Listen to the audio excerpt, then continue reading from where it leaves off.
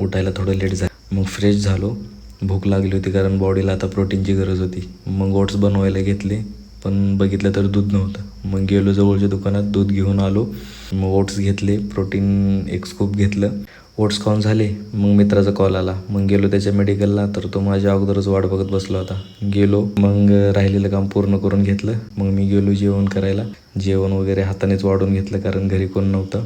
तोपर्यंत जिमचा टाईम झाला होता. जिम ही एक माझ्यासाठी अशी थेरपी आहे जी मला रोज स्ट्रॉंग बनवते. सगळं आवरून वगैरे मी जिमला गेलो. त्या अगोदरच माझा भाऊ वाट बघत बसला होता. तर मी शूज वगैरे घातला, वॉर्मअप केला. मग भावासोबत थोडे डिस्कशन केले की आज काय आहे, काय मारायचं आहे. आज बॅक आणि बायसेप होतं. मग पहिलाच सेट घेतला लँडमाइन रोजचा, त्याचे 3 सेट मारले. त्यानंतर बेंट ओव्हर डंबल रोज याचे 3 सेट घेतले. आपल्या फेवरेट माणसाचं सॉन्ग लावलं होतं. त्यानंतर सीटेड वाईड ग्रिप प्रो याचे 3 सेट घेतले. बॅक झाला, आता बायसेप राहिला होता. मग प्रीचर कर्सचे 3 सेट घेतले. भावाला सपोर्ट दिला. जिम एक असा खेळ आहे भावा, जिथं तू हरतो तिथून तुझी ग्रोथ होते. नंतर फोरआर्म मारला, आवरलं सगळं. भावाला जय श्रीराम बोललो. मग येताना केळी घेतली.